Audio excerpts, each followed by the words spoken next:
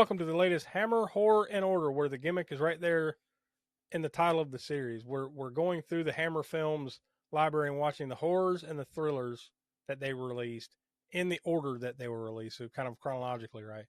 And we've worked our way up to 1963, September of 1963, with Kiss of the Vampire, aka Kiss of Evil. I think here in the U.S. it was kind of recut and re-released as Kiss of Evil, but and there was like a year or two later too. There was a weird discrepancy, and like I think this one actually might have released in the U.S. first, then in the U.K., and then it was like recut and retitled here in the U.S. later on or something like that. So it's got one of those weird histories with it. But so you may have seen it under either title. But Tiana, have you ever seen this one before? No, this was my first time. Smoke, what about you? Yeah, this is actually my first time watching it too, and I wasn't 100% sure until we started, so I started watching it if it was one of the ones I'd seen or not. But yeah, no, I definitely had not seen. I'd seen the prior one we had done, Brides of Dracula before, which just kind of doesn't necessarily play off of, but basically is the second non Christopher Lee vampire movie that Hammer put out right beyond besides that Brides of Dracula. Yeah, it is funny that you mentioned that because this actually was originally intended to kind of be the third movie in Hammer's Dracula series, which we've already done those other two. That was 1958's Dracula, which had Christopher Lee and Peter Cushing. And then The Brides of Dracula came along in 1960. So that had Peter Cushing in it. This was kind of supposed to be a part of that.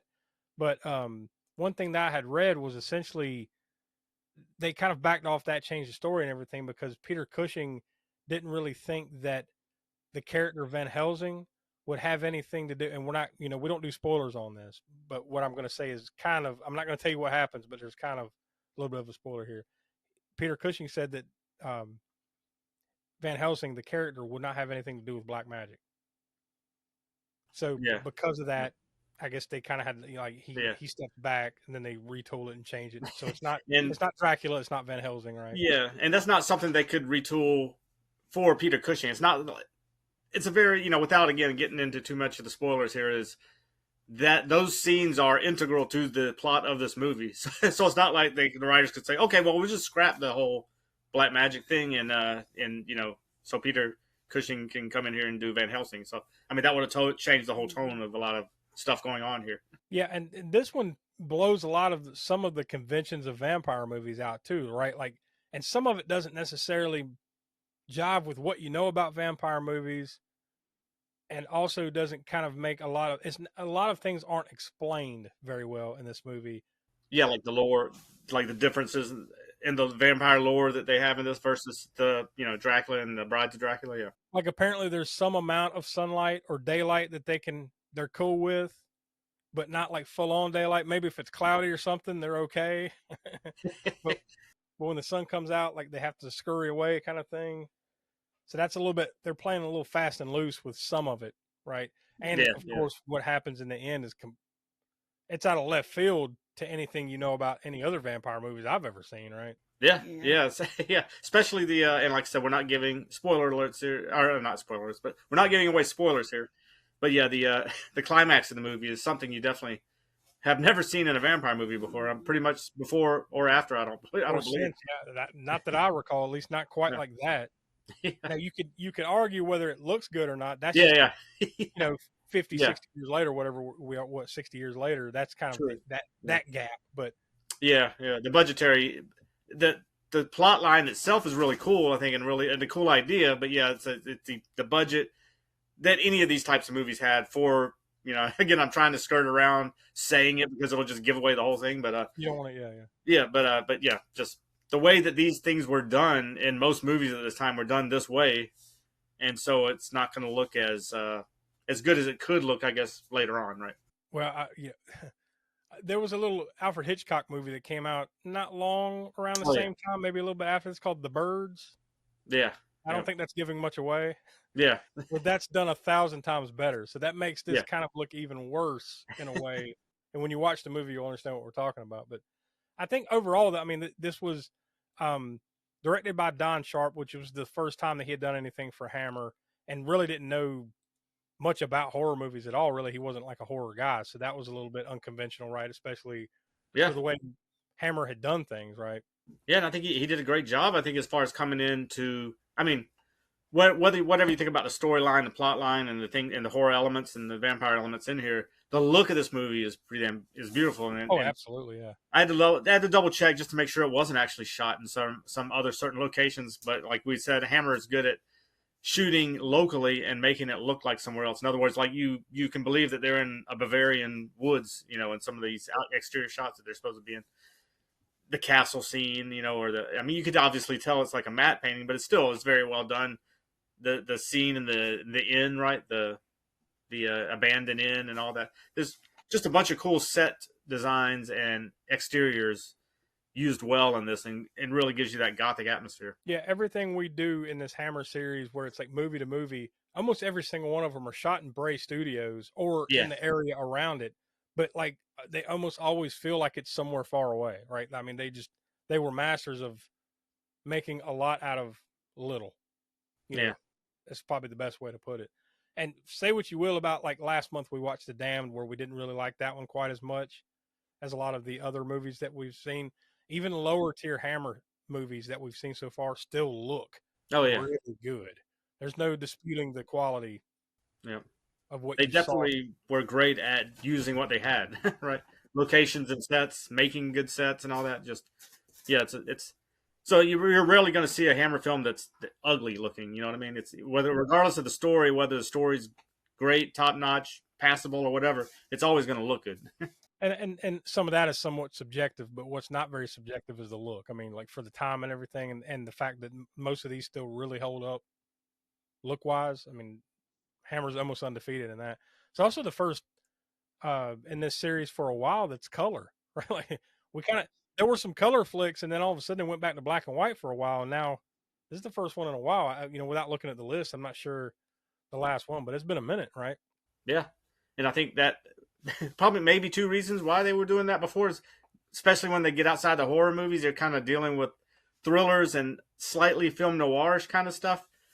So I mean, it kind of benefited from that black and white. Also, probably benefited them budget wise, I'm sure. Yeah. and so kind of kill two birds with one stone there, being able to go back to shooting in black and white. But when it came to doing the horror movies again, they weren't really going to be able to do that so much. So they probably had to go to Yeah, I mean, the it's color. not like most movies by 1962, 1963 were being filmed in color, right? So like, definitely had to have been an aesthetic thing plus a budget thing.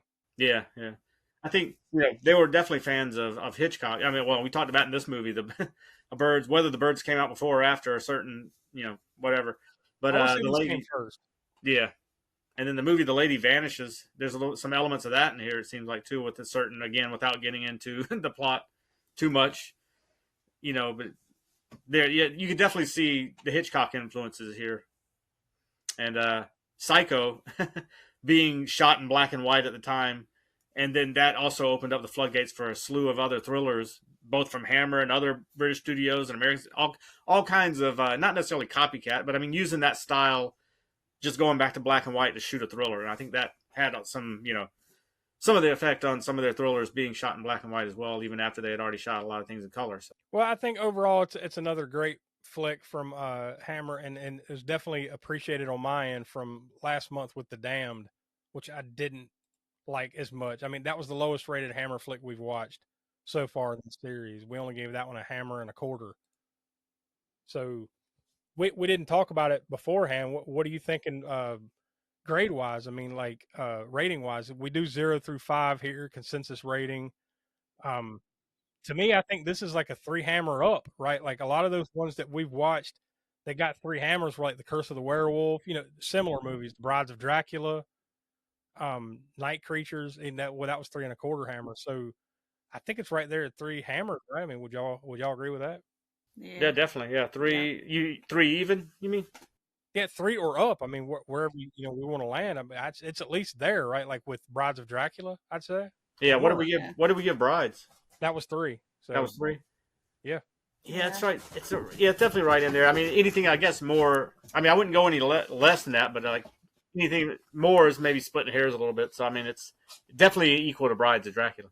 yeah. You get over 3, now you're getting into Night Creatures, and then The Mummy, Revenge of Frankenstein. You're getting Yeah, like yeah, higher end stuff. So like, true. Yeah, I think 3 is a good spot for, especially for us and watching this series where it's one that doesn't have Christopher Lee or Peter Cushing in it. Yeah. Neither of Most them of are those, in. like, that takes it up right when they're in it. So Yeah. Definitely, yes. You notice it. I mean, these other actors are just fine. They're great, but they aren't. They aren't the Hammer stable of actors like you just mentioned, like Christopher Lee or Peter Cushing or any number of some of the other mainstays or whatever. But they do a fine job, but yeah, it definitely boosts that level up a little bit more, and probably boosts the star ratings up a little bit more. Even just the Brides of Dracula having Peter Cushing in it, right? So I think Three Hammers is a nice place for it to land on the scale of what we've watched so far, and we highly recommend going to check it out if you haven't.